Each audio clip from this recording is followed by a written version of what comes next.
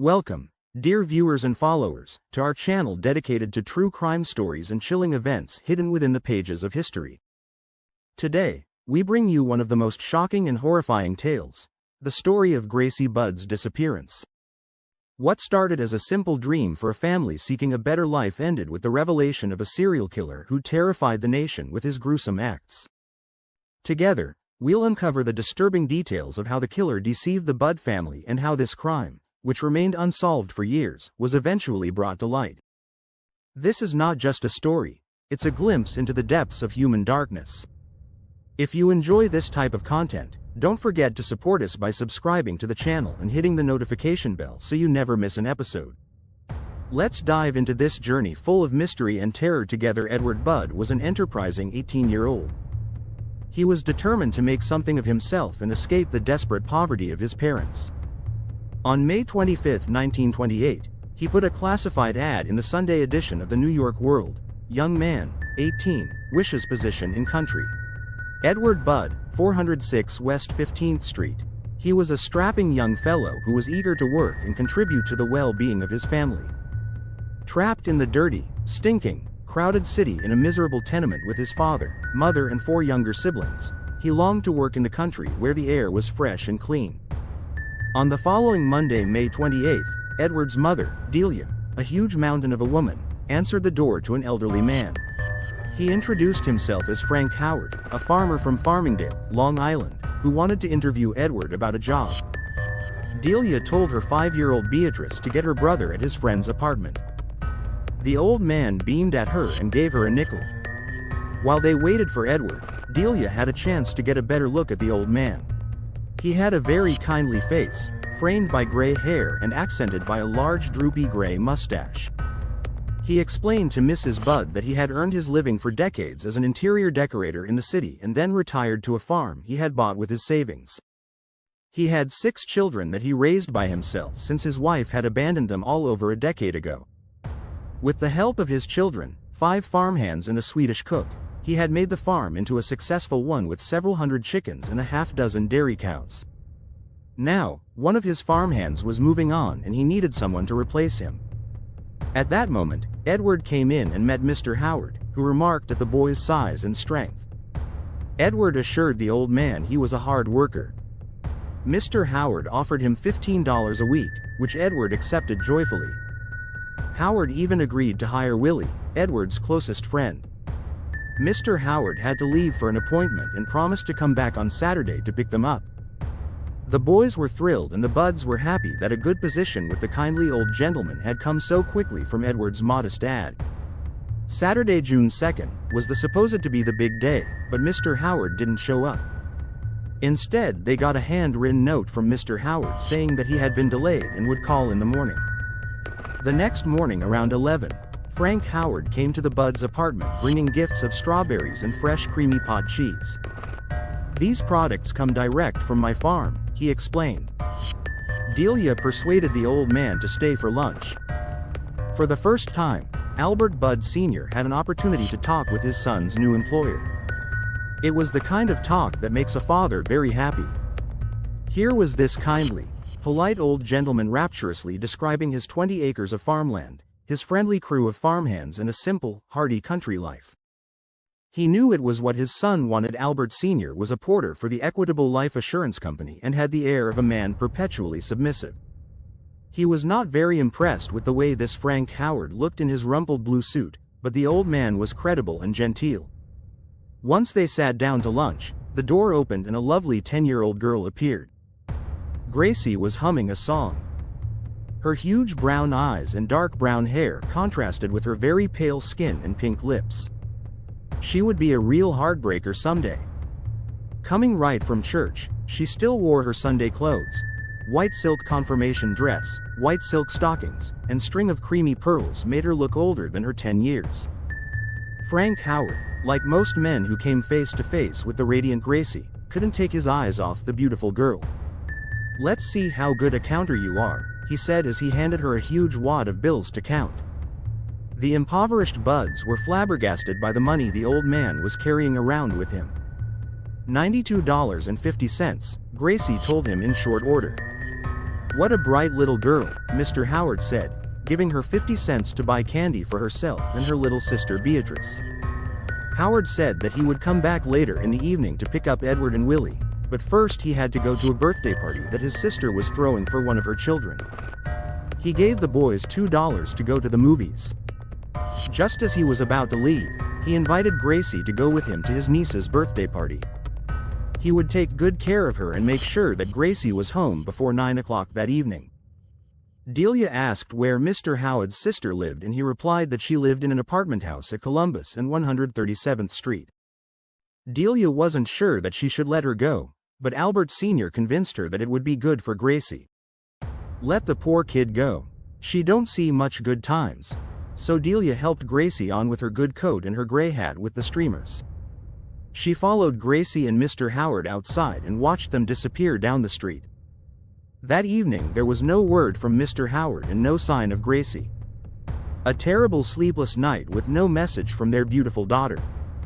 The next morning, young Edward was sent down to the police station to report his sister's disappearance. The worst thing that Police Lieutenant Samuel Dribbin said to the Budds was that the address that Frank Howard had given them for his sister's apartment was fictitious. The kindly old man was a fraud.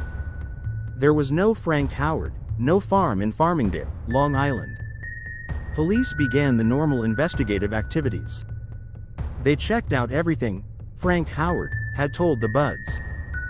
They also had the Budds go through their rogues gallery of photos and checked on all the known child molesters, mental patients, etc. It came to nothing. No trace of Gracie.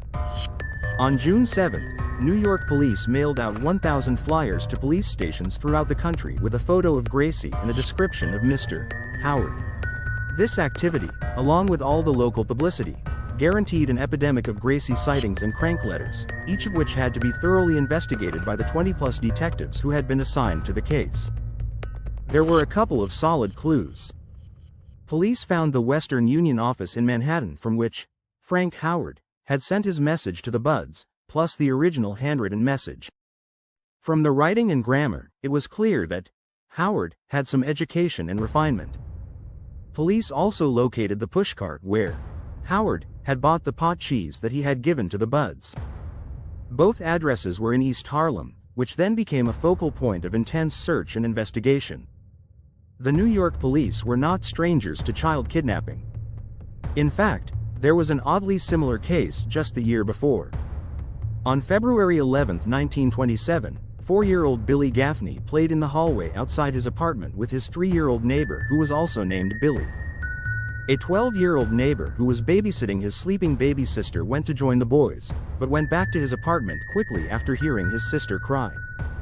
A few minutes later, the older boy noticed that the two Billies were gone and told the younger Billy's father. After a desperate search, the father found his 3-year-old son alone on the top floor of the building. His son had been up on the roof. "Where's Billy Gaffney?" the man asked his son. "The boogeyman took him," the little boy replied. The next day, when a platoon of detectives came to investigate the disappearance of the Gaffney boy, they ignored the 3-year-old witness, who stuck to his simple explanation. At first the police thought the boy had wandered outside into some of the factory buildings in the neighborhood or, worse, had fallen into the Gowanus Canal a few blocks away. People in the community organized a search and the canal was dredged, but there was no sign of little Billy. Eventually, someone listened to the 3-year-old witness who gave them a description of the boogeyman. He was a slender old man with gray hair and a gray mustache. The police paid no attention to the description and did not connect it to a crime that had been committed by the gray man a few years earlier. In July of 1924, 8-year-old Francis McDonnell played on the front porch of his home in the pastoral Charlton Woods section of Staten Island. His mother sat nearby, nursing her infant daughter when she saw a gaunt elderly man with gray hair and mustache in the middle of the street. She stared at the strange shabby old man who constantly clenched and unclenched his fists and mumbled to himself. The man tipped his dusty hat to her and disappeared down the street.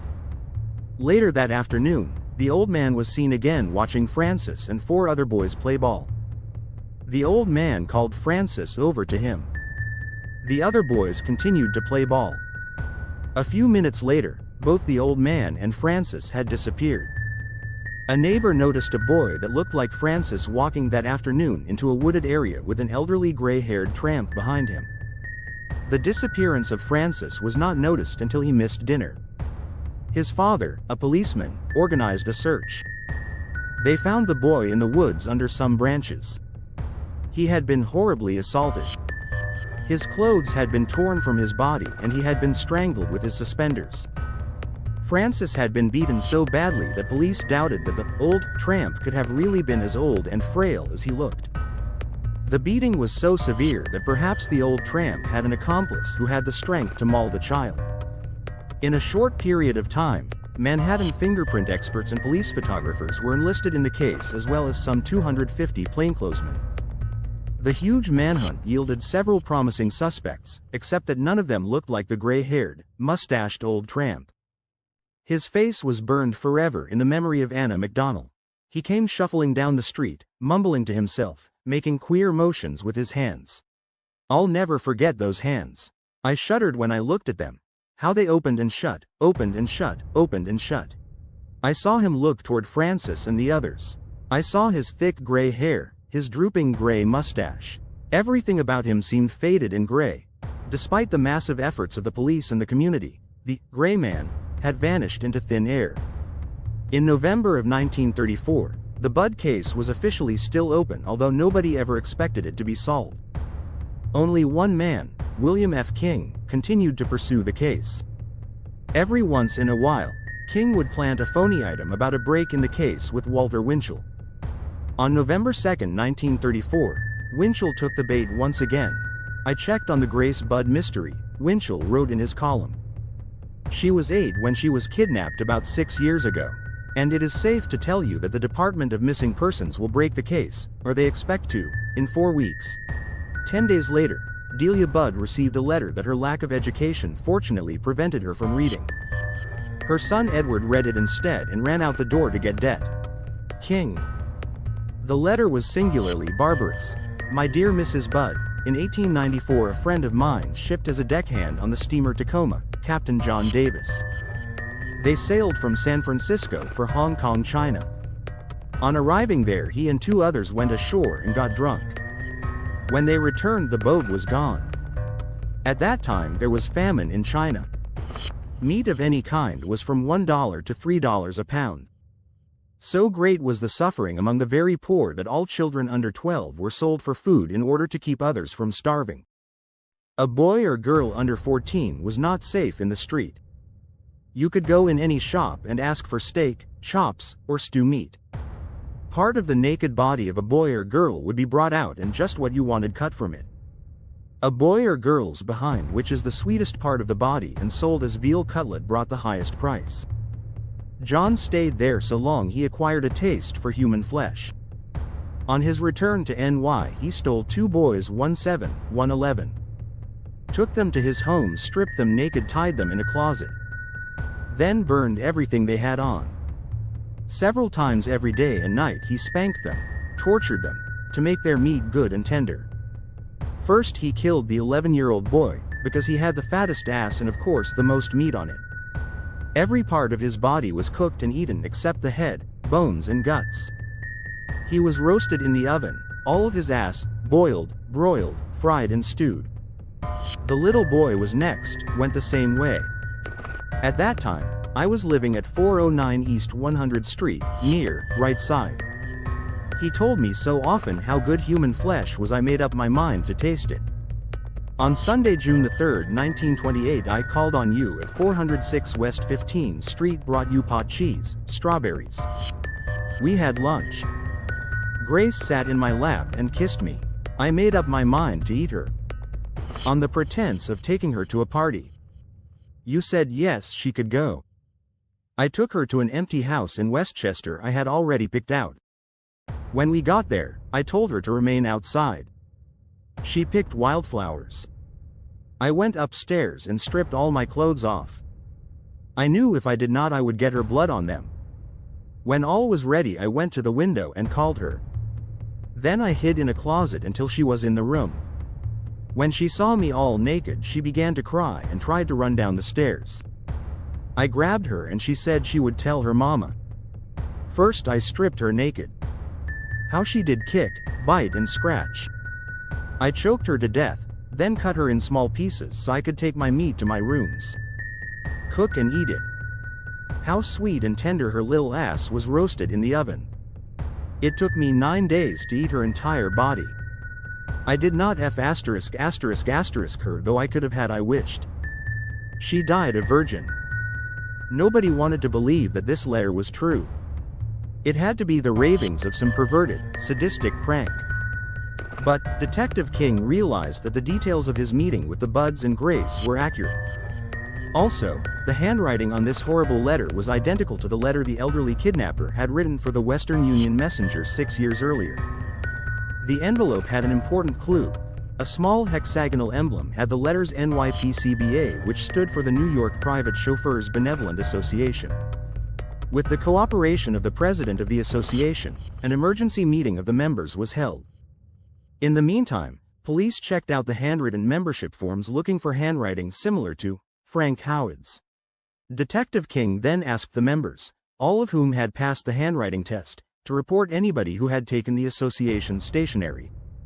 A young janitor came forward, admitting that he had taken a couple of sheets of paper and a few envelopes. He had left the stationery in his old rooming house at 200 East 52nd Street. The landlady was shocked when she was given Frank Howard's description. He sounded just like the old man who had lived there for 2 months. The old man who had checked out of her rooming house just a couple of days earlier. The former tenant had called himself Albert H. Fish. The landlady mentioned that Fish had told her to hold a letter that he was expecting from his son, who worked for the Civilian Conservation Corps in North Carolina. The son regularly sent money to his old dad. Finally, the post office told Det. King that it had intercepted a letter for Albert Fish. Detective King was becoming worried that Fish had not contacted his former landlady. The police worried that something had scared him away. On December 13, 1934, the landlady called Det. King. Albert Fish was at the rooming house looking for his letter. The old man was sitting with a teacup when King opened the door. Fish stood up and nodded when King asked him if he was Albert Fish. Suddenly, Fish reached into his pocket and produced a razor blade which he held in front of him. Infuriated, King grabbed the old man's hand and twisted it sharply. "I've got you now," he said triumphantly. The confession of Albert Fish would be heard by many law enforcement officials and psychiatrists. A severely edited version of it would appear in the newspapers. It was an odyssey of perversion and unspeakable depravity which seemed unbelievable until detail after detail was corroborated. It was all the more amazing considering how decrepit and harmless Fish appeared. He was a stooped, frail-looking old man about 130 pounds and 5 feet, 5 inches tall. Detective King took the initial confession. Fish told him that in the summer of 1928 he had been overcome by what he called his bloodthirst, his need to kill. When he answered Edward Budd's ad for employment, it was the young man, not his sister Gracie, that he intended to lure to a remote location, restrain him and cut off his penis, leaving him to bleed to death. After he left the Budd house the first time, Fish had purchased the tools he would need to murder and mutilate the boys. A cleaver, saw and butcher knife. He wrapped up these implements of destruction into a bundle which he left at a newsstand before he went to the Budd home for the second and last time.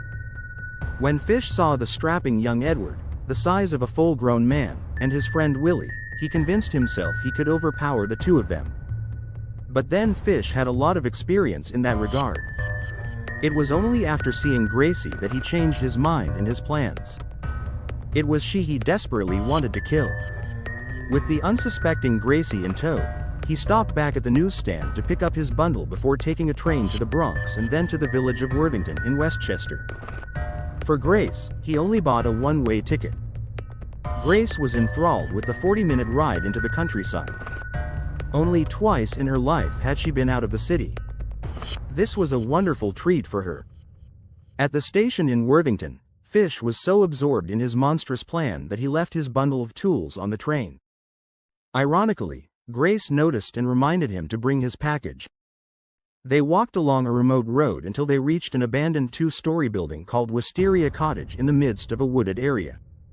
While Grace entertained herself outside with the various wildflowers, Fish went up to the second-floor bedroom, opened up his bundle of tools, and took off his clothes.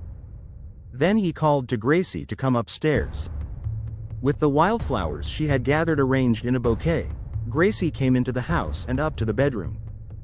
When she saw the old man naked, she screamed for her mother and tried to escape.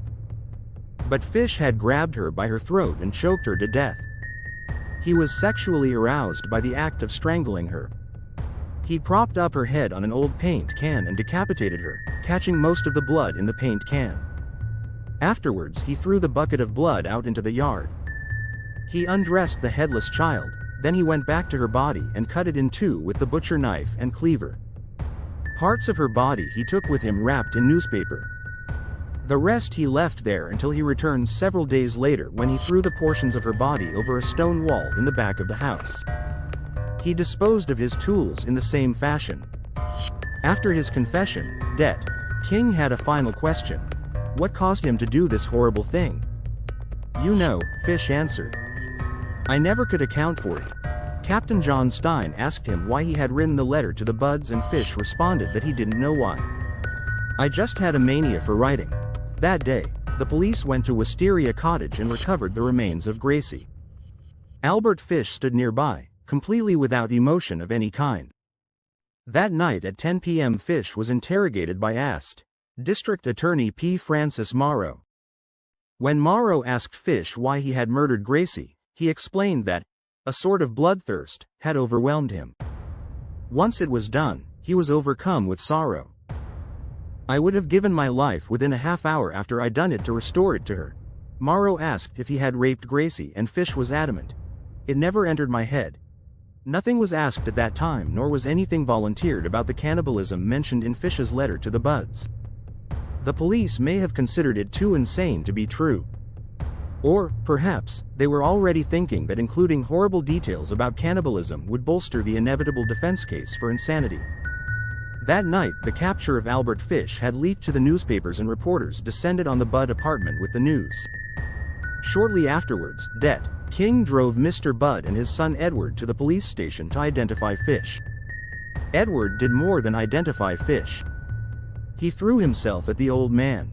You old bastard, dirty son of a bitch, Mr. Budd was surprised at Fish's lack of emotion. Don't you know me? He asked the old man. Yes, Fish answered politely. You're Mr. Budd. And you're the man who came to my home as a guest and took my little girl away, he said in tears. Albert Fish, not surprisingly, was no stranger to police. His record stretched back to 1903 when he had been jailed for grand larceny. Since then, he had been arrested 6 times for various petty crimes, such as sending obscene letters and petty theft. Half of those arrests occurred around the time of Gracie's abduction. Each time, the charges were dismissed. He had been in mental institutions more than once. When asked about his background, Fish said, I was born May 19, 1870, in Washington, D.C. We lived on B Street, NE, between 2nd and 3rd. My father was Captain Randall Fish, 32nd degree Mason, and he is buried in the Grand Lodge grounds of the Congressional Cemetery. He was a Potomac River boat captain, running from D.C. to Marshall Hall, Virginia. My father dropped dead October 15, 1875, in the old Pennsylvania station where President Garfield was shot, and I was placed in St. John's Orphanage in Washington. I was there till I was nearly 9, and that's where I got started wrong. We were unmercifully whipped. I saw boys doing many things they should not have done. I sang in the choir from 1880 to 1884, soprano, at St. John's. I came to New York. I was a good painter, interiors or anything. I got an apartment and brought my mother up from Washington. We lived at 76 West 101st Street, and that's where I met my wife. After our 6 children were born, she left me. She took all the furniture and didn't even leave a mattress for the children to sleep on. I'm still worried about my children, he sniffled. His 6 children ranged from age 21 to 35. You'd think they'd come to visit their old dad in jail, but they haven't. Albert Fish was facing indictments in Manhattan and Westchester County. First, Westchester County indicted him on a charge of first-degree murder, while Manhattan was preparing an indictment for kidnapping. Meanwhile, police got a really major break. The motorman on the Brooklyn trolley line saw a picture of Fish in the newspaper and came forward to identify Fish as the nervous old man that he saw February 11, 1927, who was trying to quiet the little boy sitting with him on the trolley. Joseph Meehan, the retired motorman, watched the two carefully.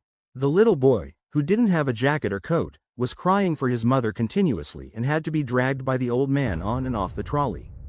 The little boy, as it turned out, was the kidnapped Billy Gaffney. Ultimately, Fish did confess the unspeakable things he did to Billy Gaffney. I brought him to the Riker Avenue dumps. There is a house that stands alone, not far from where I took him. I took the boy there, stripped him naked and tied his hands and feet and gagged him with a piece of dirty rag I picked out of the dump. Then I burned his clothes, threw his shoes in the dump.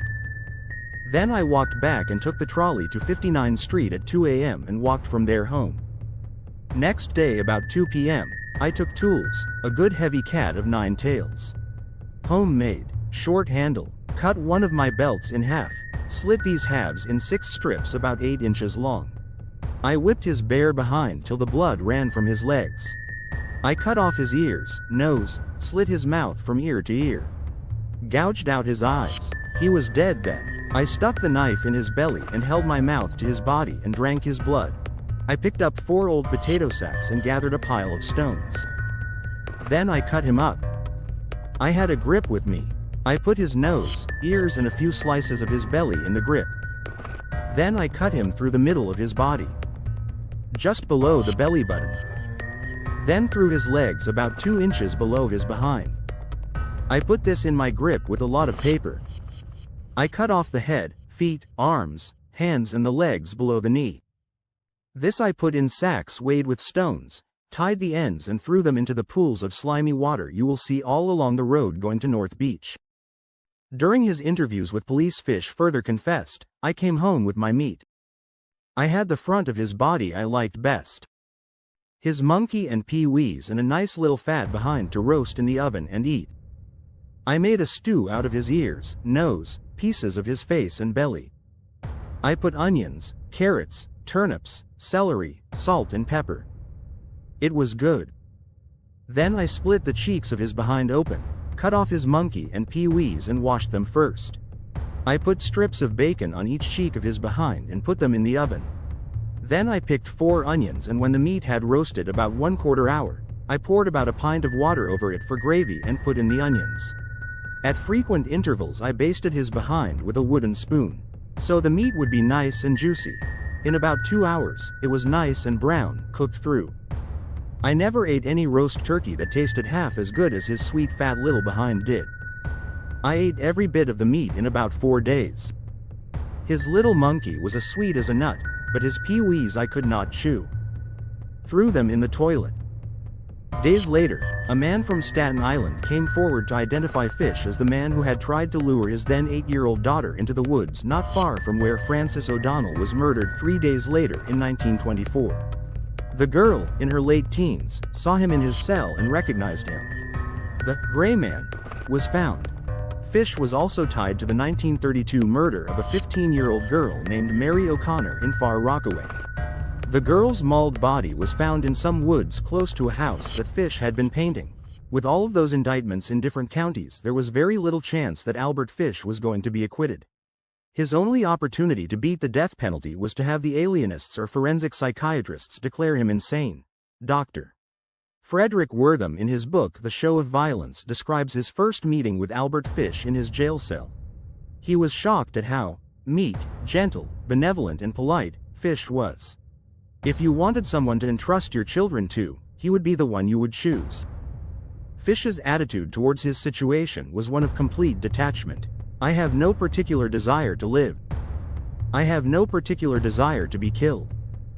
It is a matter of indifference to me. I do not think I am altogether right.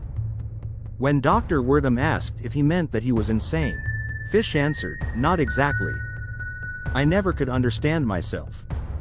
Psychosis seemed to have galloped through Fish's family history from what Dr. Wortham could ascertain. One paternal uncle suffered from a religious psychosis and died in a state hospital. A half-brother also died in a state hospital. A younger brother was feeble-minded and died of hydrocephalus. His mother was held to be very queer and was said to hear and see things. A paternal aunt was considered completely crazy. A brother suffered from chronic alcoholism. A sister had some sort of mental affliction. He claimed that his real name was Hamilton Fish, named after a distant relative who was President Grant's Secretary of State. Tired of being teased about that name, he took the name of Albert instead. When he was 26, he married a young woman of 19 and had 6 children. When the youngest was 3, she ran off with another man, leaving Fish to raise the children. Subsequently, he married 3 other times, although they were not legal since he had never been divorced from his first wife, Dr. Wortham considered Fish's unparalleled perversity unique in the annals of psychiatric and criminal literature. Sadomasochism directed against children, particularly boys, took the lead in his sexually regressive development. Fish told him, "I always had a desire to inflict pain on others and to have others inflict pain on me. I always seemed to enjoy everything that hurt." Wortham told, experiences with excreta of every imaginable kind were practiced by him, actively and passively. He took bits of cotton, saturated them with alcohol, inserted them into his rectum, and set fire to them. He also did that with his child victims. Fish confided in Dr. Wortham a long history of preying on children, at least 100. Fish would bribe them with money or candy. He usually chose African American children because he believed that the police did not pay much attention when they were hurt or missing. He never went back to the same neighborhood. He said that he had lived in at least 23 states and in each one he had killed at least one child. Sometimes, he lost his job as a painter because he was suspiciously connected to these dead or mutilated children. He had a compulsion to write obscene letters and did so frequently. According to Dr. Wortham, they were not the typical obscene letters based on fantasies and daydreams to supply a vicarious thrill. They were offers to practice his inclinations with the people he wrote his graphic suggestions to. Initially, Dr. Wortham had some concerns about whether Fish was lying to him, especially when he told the psychiatrist that he had been sticking needles into his body for years in the area between the rectum and the scrotum. He told of doing it to other people too, especially children. At first, he said, he had only stuck these needles in and pulled them out again. Then he had stuck others in so far that he was unable to get them out, and they stayed there. The doctor had him x-rayed and sure enough, there were at least 29 needles in his pelvic region. About the age of 55, Fish started to experience hallucinations and delusions. He had visions of Christ and his angels. He began to be engrossed in religious speculations about purging himself of iniquities and sins, atonement by physical suffering and self-torture, human sacrifices. He would go on endlessly with quotations from the Bible all mixed up with his own sentences, such as, "Happy is he that taketh thy little ones and dasheth their heads against the stones." Fish believed that God had ordered him to torment and castrate little boys. He had actually done so a number of times. Wortham was amazed as Fish described the horrible cannibalism of Billy Gaffney's body. His state of mind while he described these things in minute detail was a peculiar mixture. He spoke in a matter-of-fact way, like a housewife describing her favorite methods of cooking. But at times his voice and facial expression indicated a kind of satisfaction and ecstatic thrill. I said to myself, however you define the medical and legal borders of sanity, this certainly is beyond that border. That Fish was suffering from some religious psychosis was a given as far as Dr. Wortham was concerned. Fish's children had seen him, hitting himself on his nude body with a nail-studded paddle until he was covered with blood. They also saw him stand alone on a hill with his hands raised, shouting, "I am Christ." Fish told him, "What I did must have been right or an angel would have stopped me, just as an angel stopped Abraham in the Bible from sacrificing his son." Dr. Wortham, the defense alienist, believed that Fish was legally insane. I characterized his personality as introverted and extremely infantilistic. I outlined his abnormal mental makeup and his mental disease, which I diagnosed as paranoid psychosis. Because Fish suffered from delusions and particularly was so mixed up about the questions of punishment, sin, atonement, religion, torture, self-punishment, he had a perverted, a distorted, if you want, an insane, knowledge of right and wrong. His test was that if it had been wrong he would have been stopped, as Abraham was stopped, by an angel. Wortham believed that Fish had actually killed 15 children and mutilated about 100 others. That figure was verified many times to me by police officials in later years. 2 other defense alienists testified that Fish was insane. The 4 alienists who were called by the prosecution testified that Fish was sane. One of those prosecution alienists was the head of the psychiatric hospital where Fish had been detailed for observation a couple of years after the Budd and other murders and where he had been judged both harmless and sane. The trial of Albert Fish for the premeditated murder of Grace Budd began on Monday, March 11, 1935, in White Plains, NY, in Justice Frederick P. Close's court. Chief asked. District Attorney Elbert F. Gallagher was in charge of the prosecution and James Dempsey was the defense attorney. Dempsey planned to attack the competence of the Bellevue Hospital alienists who had observed Fish in 1930 and declared him sane. He also planned to establish that Fish was suffering from lead colic, a dementia often suffered by house painters. Gallagher's key strategy was summarized early in the trial. Now in this case, there is a presumption of sanity.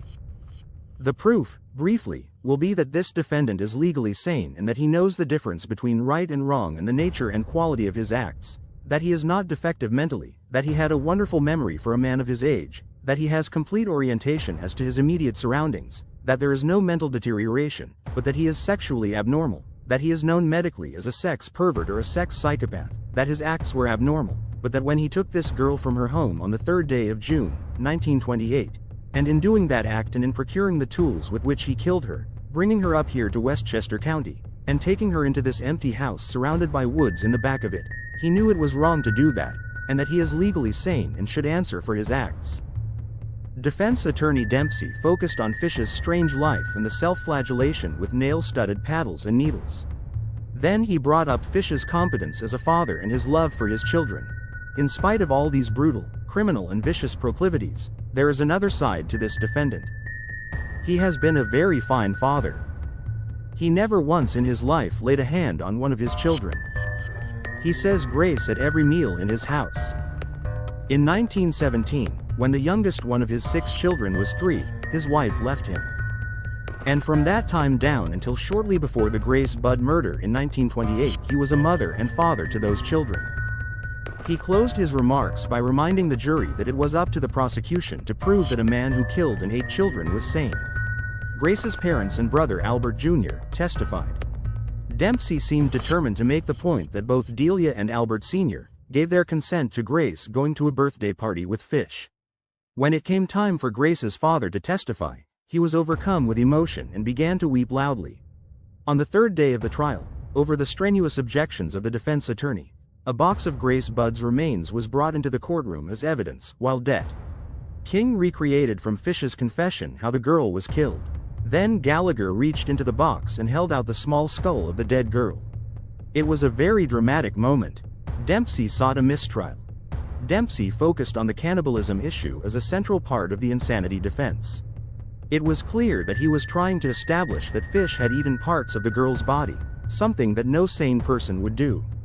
But he was unsuccessful in establishing and proving that Fish actually did what he said he did with her body. Fish appeared to be completely indifferent throughout the trial.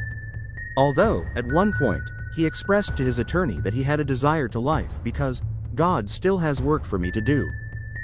Dempsey put several of Fish's children on the stand to testify to his bizarre behavior, self-flagellation and sticking needles in his body, as well as his religious delusions. They also testified that he was a good father who always provided for them and never physically abused them. To further demonstrate Fish's strange behavior, Dempsey called to the stand a woman who had received several obscene letters from Albert Fish. The courtroom was cleared of women as Dempsey read the obscene correspondence. Another defense witness was Mary Nicholas, Fish's 17-year-old stepdaughter. She described how Fish taught her and her brothers and sisters a game. He went into his room and he had a little pair of trunks, brown trunks, that he put on. He put those on and came out into the front room, and he got down on his hands and knees, and he had a paint stick that he stirred paint with. He would give the stick to one of us, and then he would get down on his hands and knees and we would sit on his back, one at a time, with our back facing him, and then we would put up so many fingers, and he was to tell how many fingers we had up, and if he guessed right, which he never did, why, we weren't supposed to hit him. Sometimes, he would even say more fingers than we really had. And if he never guessed right, why, we would hit him as many fingers as we would have up. Sometimes a hairbrush was used instead of the paint stick. He also stuck pins under his fingernails in front of the children. Eventually, Dempsey had a chance to attack the prosecution alienists. Dr. Charles Lambert, after a 3-hour interview with Fish, pronounced him a psychopathic personality without a psychosis. Dempsey asked Lambert, "Assume that this man not only killed this girl but took her flesh to eat it. Will you state that that man could for 9 days eat that flesh and still not have a psychosis?" Lambert answered, "Well, there is no accounting for taste, Mr. Dempsey." Dempsey persisted. "Tell me how many cases in your experience you have seen people who actually ate human feces." "Oh, I know individuals prominent in society. One in particular that we all know who used it as a side dish in his salad," Lambert remarked casually. Dempsey had better luck with one of the other defense alienists, who could see signs of psychosis in Fish's behavior.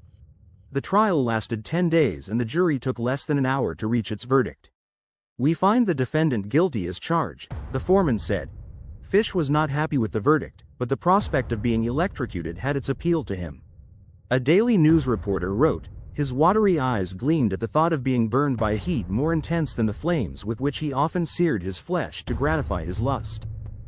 Fish thanked the judge for his sentence of death by electrocution. On January 16, 1936, Albert Fish was executed. We've now reached the end of this horrifying story. A tale that revealed the darkest sides of human nature and haunted society for years. The disappearance of Gracie Budd remains one of the most chilling crimes in history, proving that evil can hide behind the most innocent of masks. We want to sincerely thank you for your time and for watching this story. Your continued support means the world to us and drives us to bring you more thrilling and captivating stories. If you enjoyed this story, don't forget to hit the like button, subscribe to the channel, and turn on the notification bell so you don't miss any upcoming episodes. See you soon with a new story where we uncover more mysteries and horrors. Take care, and see you next time.